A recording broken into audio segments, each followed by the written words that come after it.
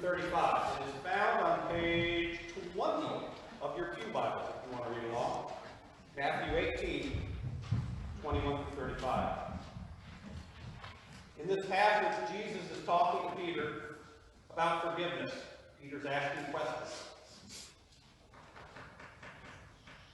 Then Peter came to him and said, "Lord, if another member of the church sins against me, how often should I forgive? As many as 7 times?" Jesus said to him, "Not 7 times, but I tell you, 77 times. For this reason, the kingdom of heaven may be compared to a king who wished to settle accounts with his slaves. When he began the reckoning, one who owed him 10,000 talents, which was a ton of money, was brought to him, and as he could not pay, his lord offered him to be sold, together with his wife and children and all his possessions, and payment to be made. So the slave fell on his knees before him, saying, 'Have patience with me, and I will pay you everything.' And out of pity for him, the lord of that slave released him and forgave the debt. But that same slave, as he went out, came upon one of his fellow slaves who owed him 100 denarii, far less. And seizing him by the throat, he said, 'Pay what you owe.' Then his fellow slave fell down and pleaded with him, 'Have patience with me, and I will pay you.' But he refused. Then he went and he threw him into prison until he would pay the debt. When his fellow slaves saw what had happened, they were greatly distressed, and they went and reported to their lord all that had taken place. Then his lord summoned him and said to him, 'You wicked slave, I forgave you all that debt because you pleaded with me. Should you not have had mercy on your fellow slave as I had mercy on you?' And in anger, his lord handed him over to be tortured until he would pay his entire debt. So, my heavenly Father will also do to every one of you if you do not forgive your brother or sister from your heart." This is the word of the Lord. Thanks be to God. I'm just kind of working my way into this. I don't know that I'm going to do it every day, but I did a children's message last week and a couple weeks ago. I'll try to do one today and see how it goes. But if you would like to come up, I have one question for you.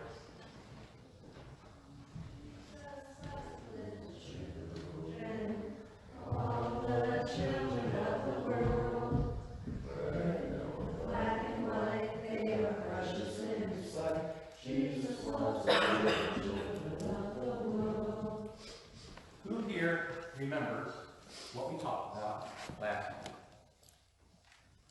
Good, I saw a hand right away. Go for it. What did we talk about last week? How to forgive. Close. I think we talked about apologies. Remember? You know, a good apology and a bad apology. So I guess by our terms, you're right, we're really close because they're very similar conversations. But last week we were talking about apology and confession and repenting. A good apology versus a bad one. Today we're going to talk about exactly what you just said, how to forgive.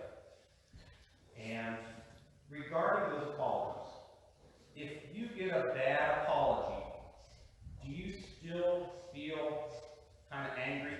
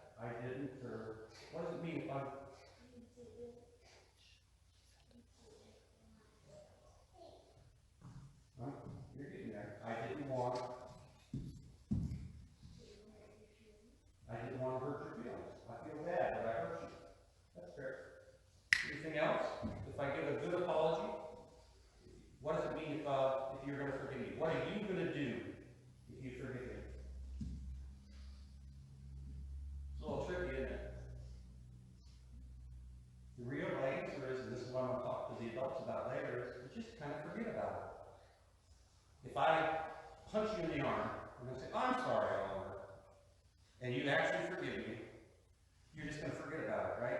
You're not going to think about it anymore. I forgive you. And that's really what forgiving is. Let go. So as you get apologies and give apologies, like we were talking about last week, it's good to mean it if you're going to apologize. But if somebody apologizes to you and you're going to accept it, if you want to forgive it, let it go. All right? That's our lesson. Does anybody have a prayer to share this morning?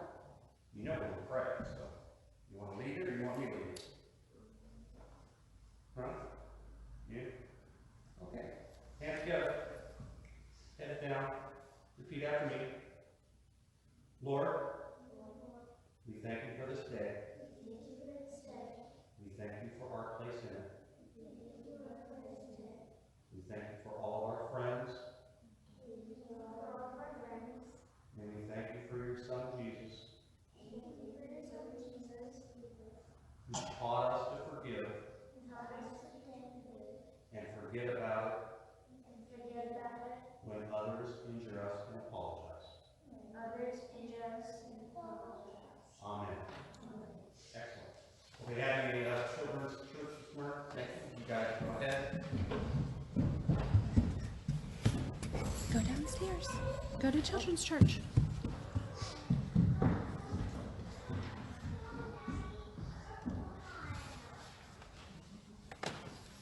Well, you know roughly where we're going. I told you that. In these last couple of weeks, we've had some, in my opinion, hopefully you feel the same way, some very interesting conversations. We've talked about the nature of sin and how the Apostle John kind of summarizes it by saying, if any one of us thinks we're not a sinner, we deceive ourselves, and the Spirit is not in us. And we've tried to strike a balance between the knowledge of just because we have sinned, we've broken a rule, doesn't necessarily mean that it's a major problem and that we're going straight to hell. I'm continuing to pray without a beard. I do not believe I'm going to hell for that. Nor do I believe that you ladies who are praying without bonnets are in the same boat. Although in one sense we are kind of in the same boat. Because if I'm wrong, and if you're wrong, well, we're all going to end up somewhere together. And ultimately, it's not our decision. We can look at it, we can try to decide what will decide, but it's not our call. We've had those conversations. We've talked last week about those sins, though, that sit on your heart and that you feel like you are being called to change, whether it's a big one or a small one. And if you feel like you're being asked to change it, well, then you need to, regardless of whether it's a big one or a small one, what we call big or small. Because if God is saying, I don't want to eat pork anymore, Dan, and I go, no, that's a small one, I'm going to ignore that, that's a bigger issue. And just because someone says, well, I'm angry, but that's a small one, well, that's not necessarily the case. Jesus teaches us actually that's one of the biggest ones. So we've tried to strike a balance with not necessarily worrying about how we pray, but at the same time being very aware that if there's an issue that we're wrestling with, we need to address it through acknowledging it, admitting it, confessing it, and attempting to repair it through repentance. That was last week. All of those sermons, all of those messages were focused on us as the sinner, which is a really good place to start. We really kind of want to start there. But with all that sin, since we're all sinners, and all that sin going on, it is inevitable that some of everybody else's sins are going to start hitting and affecting me. And today is our conversation about what happens when somebody else's sin impacts you.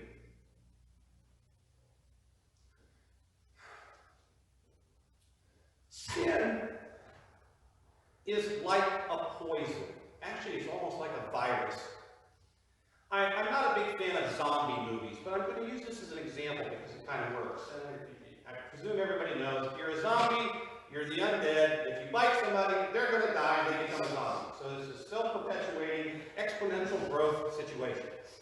Well, if you look at sin, it's actually very similar to that. If you're standing there minding your own business, happy and Christian, la la la la la, and someone sins against you, they steal your wallet, suddenly you become angry. You want revenge. You want righteous judgment and justice. They have no right, they have no need, and where 10 seconds ago you were happy and smiling, suddenly you're loaded with issues that are described as and defined as sinful. It's like a snake bite, a zombie bite. You were fine a minute ago, someone sinned against you, now you're loaded with sin. And if you're not paying attention, if you're not aware of what's going on, you're going to go off and do things that perpetuate the sin. Things that you would have never done before that sin affected you. That's kind of an odd, maybe even a scary thought, but it's real. In that perspective, from that understanding, forgiveness is like an antidote. Forgiveness is like an antidote to that virus or that poison. Now I'm going to kind of come back to that, but I want to come into another path and make this hopefully make a little bit more sense. When I was growing up, I was always told that forgiveness was something that I gave somebody else. I need to forgive them, and I give them forgiveness. And even when we were talking about repentance and confession, there's kind of a mindset that we hope you will forgive me. We hope you will give me forgiveness, as though it is a gift to me, to somebody else, from you. But in the context of sin as poison, as a zombie virus, sin is actually, forgiveness is actually something that we give to ourselves. It's an antidote. Now, I don't mean that we forgive ourselves. We forgive them by ourselves absorbing a forgiveness. We are going to, as we said to the children a moment ago, we're going to let it go. We're going to forget about it. We're not going to let what they did change my behavior, my feelings, my life. So from that perspective, someone sins against you, you take an antidote and you stop it. You stop this virus from spreading, this perpetuation of sinful behavior. Jesus was spot on with this. I said earlier, we grow up with this different perspective, but if you really read it and you really look into it, Jesus is all over this perspective of sin and forgiveness. Jesus talks about if someone comes up to you and steals your cloak, what are we supposed to do? Get even? Get mad? Feels good. No, I'm supposed to give him her coat. Stop it right there. Do not get even. Do not get mad. Do not do justice. Give him something else and walk away. Stop the spiral. Stop the violence, if you will. And I used to think that forgiveness was something that I gave when they were ready to be forgiven, when they repented. Someone has injured me. If they ask permission, if they apologize, and I have deemed that apology is acceptable, then I can forgive them. Nothing could be further from the truth. We just said it's an antidote that I take to the poison, so I can do the forgiveness immediately, whether they've asked for it or not, whether they want it or not. And that gets a little odd. It feels a little out of character for what we thought we knew about forgiveness. I can give forgiveness whether they want it or not, because it's not being transferred over to them. It's something that I'm taking in myself as an antidote to their sin, to their offense, so that my behavior isn't changing. I'm not angry. I'm not seeking revenge. And Jesus actually demonstrates that too, many times.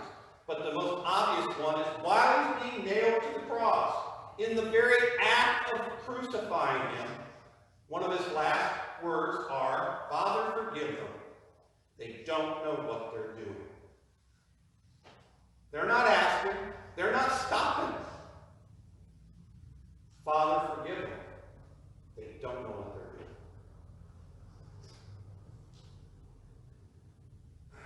Forgiveness, in a simple sense, in a simple perspective, if you leave with nothing else, think of it like this.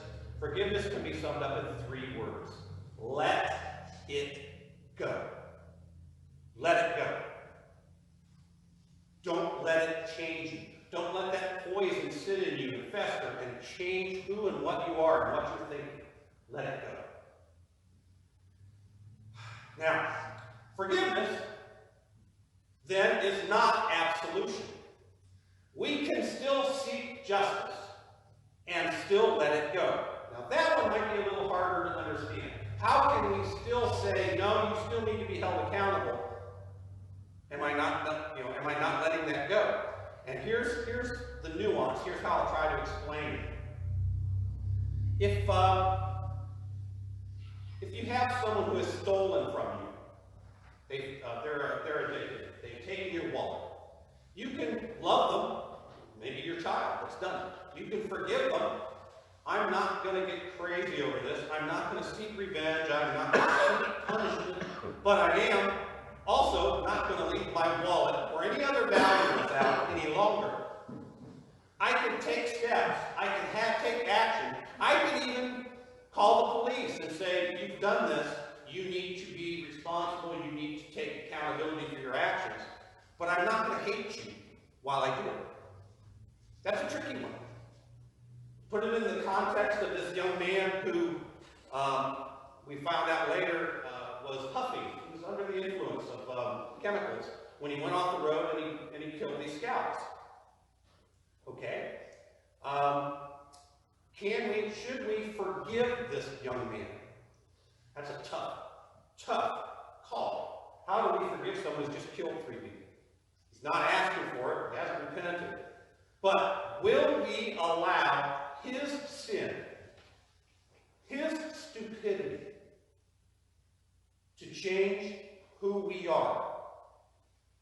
Will we allow his actions to create anger in us, which is a sin? To create a situation where we seek revenge, which is a sin. Those are sinful behaviors that we would be doing after his sin. The flip is we could say, no, we won't do that. We'll still love him. We might even give that young man a hug. Say, I am so sorry for what you're about to endure. Because you're going to jail. You're going to be taken off the street. You've done a horrible thing. You have to live for the rest of your life knowing that you killed 4 people. And whether you choose to repent or not, that's on you. That's the nuance.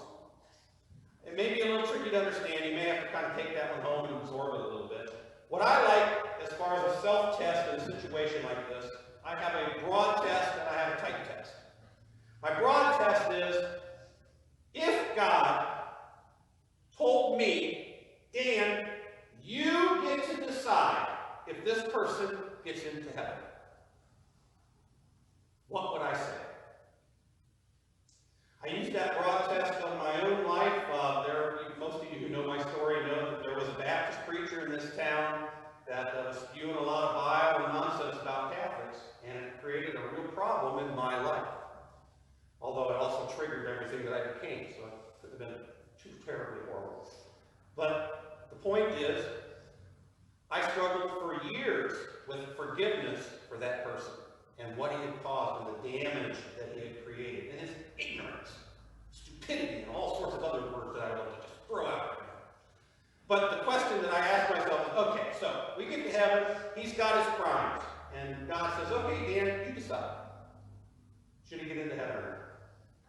And in the early days, I wrestled with that call. And as I began to realize what I was doing and how it was affecting me, and how it had affected me, I realized I hadn't forgiven him. And, of course, Jesus talks over and over and over. As you forgive others, our Lord will forgive you. So if I'm sitting there saying, okay, well, I think we ought to be held accountable. And if God's going to do that kind of a judgment, what's he going to do with me giving it to somebody else?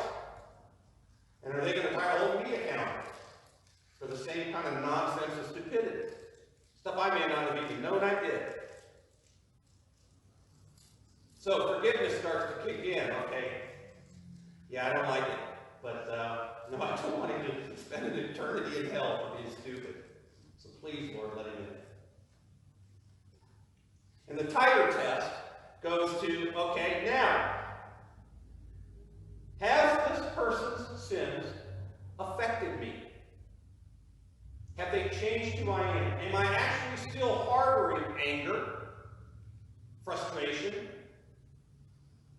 a desire for righteous indignation or justice? Am I still feeling those things? Okay, I may let them in, but is it still affecting me in my life? Is it still a poison just kind of lingering in my system? So in that particular case, again, I have to look and say, well, I guess I got to let go of the anger too. I got to let go of the anger too. In your own lives, there are people who have sinned against you. There are people that have offended you. There are people that have done things that they shouldn't ever have ought to done. And you know who they are. They're different for each one of us. But we're supposed to forgive. Not hold blameless, not without consequences, but we're supposed to forgive. So you can ask yourself those two base questions. Would I tell God, I don't want them in? And if you would say that, wow, you better have an awesome reason. I'm not sure I could go with the Hitler and Stalin one. If it was my decision on Hitler and Stalin, I'm probably going to say, I just don't see it.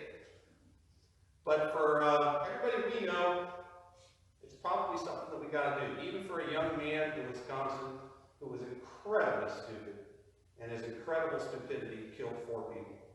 There was a young woman in Indiana last week that did something incredibly stupid. She was on her phone texting when she plowed through a stopped school bus and killed, 3 children? Incredible stupidity. And we've only been telling people not to do that for 5, 8 years? Do you want to keep incredible stupidity out of heaven? Is that person's behavior affecting your heart and your feeling right now? Are you angry at them? Frustrated with them? If you met them, could you actually embrace them in a spirit of Christian love? That's a lot tougher test. And the last part of this that I'll go with is, it doesn't always happen immediately. Forgiveness can be a process. It took me years to get comfortable with the Baptist pastor and to come through my own understanding. Now, some of that is because I didn't have someone like me telling you exactly what I needed to do. You all know that. You're supposed to do this right away. But the reality is, if someone has injured you, it's really hurt you deep, forgiveness is not going to come in an hour and a half. But it needs to be a process. And if you're asking yourself those questions and you're testing yourself, you'll know it's a problem. You'll know you have the poison if you're asking yourself, could I agree to let them in? Am I still angry? And I'll kind of tie this down with an example of sometimes that's even a greater challenge. I'm dealing today in my life with a situation that was kind of thrust on me by someone else's inability to do what they should have done. And every day of my life is a response to that inability that they had that they should have been able to do. So in one sense, can I say, well, God, should that person get into heaven? Oh gosh, yes. They had fears, they had problems, they had a lot of ignorance, and maybe even some inexperience. I don't want to keep them out of heaven for that. But do I have anger and frustration and things like that in my heart? The desire for justice? And the short answer is, yeah, I still do. And in some sense, it's difficult for me because I can't just say, all right, I'm going to let it go. Because tomorrow I still have to deal with it. And Tuesday I still have to deal with it. But same tests apply, same rules are in play. And if I'm angry about it, I haven't fully forgiven yet. The anger is eroding. The frustration is subsiding. It is what it is. They can't take it back, just like this young man in Wisconsin can't give those lives back. Anybody who had a family member die from that level of stupidity is going to have a hard time forgiving on Sunday, a week later. But if they're aware that it's eating them up, if they're aware that the poison is in them, they can continually work on forgiveness, work on eroding, and work on the ability to say, I'm going to love this person even though they're stupid. And those roll right back into your lives. Those are your tests. Is there anybody you're angry at? Is there anybody in your life that you just can't share the spirit and the love of Christ with? Then you have the poison. You've been bitten by the zombie virus. And unless you can give forgiveness as an antidote to yourself, you're carrying it around. Unjust judgment is a sin if we're doing it. Anger is a sin. Jesus tells us, you've been told not to kill. I tell you, anybody who's angry with his brother is sinning. That's a pretty big sin. There are so many ways that we can look and we feel justified. We feel like, no, they did this to me. I'm a victim. I did nothing. The zombie virus. We have to engage in forgiveness. And Jesus says it over and over and over and over. And it's so important because we say, and we're going to say the Lord's Prayer as we close here, but we say every week in the Lord's Prayer that line that we just kind of gloss over, and it is so powerful and so important. Forgive us our trespasses, Lord, as we forgive those who trespass against us. And if we're not forgiving, and we're out there not doing what we said, God, I want you to treat me just like I'm treating everybody else. And if I'm out there treating other people poorly, I have asked God for that judgment, that justice. And I can pretty much guarantee that justice, that judgment, you'll get. So if you don't think you're perfect, if you do think you might have sinned a few things, and you're not necessarily sure that you've got it aced and you're getting in, you've aced the test, then repent, confess, continue to work. But emphasize forgiveness and mercy on others, because Jesus says over and over and over, that's a great test. Forgiving others, a little bit of mercy for others, will give you a lot of grace when it comes to your own judgment. Next week, we're going to tie it all together with the final subject. Sin, confession, repentance, forgiveness, all tie into grace. It's all about grace. And ultimately, we could even say the line earlier about how it's all about faith.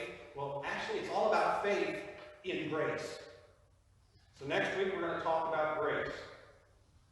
I hope I've made sense today. I think this is a fairly nuanced subject. Trying to do it in half an hour is a little tough. And I think that if you've grown up with an understanding of forgiveness being something that you give other people, hearing this from the pulpit today may sound a little weird, and you may be sitting here thinking, I'm not sure I'm buying into this yet, fully. And if that's the case, we can continue to talk about it. I've got a lot of time studying on this, and I've tried to defend it accurately, but if you have questions, well, I've got answers. There's some recommended reading about grace for next week. But as we close, let's hear the words of the Lord's Prayer as we share them together. Our Father, who art in heaven, hallowed be thy name. Thy kingdom come, thy will be done, on earth as it is in heaven. Give us this day our daily bread, and forgive us our trespasses, as we forgive those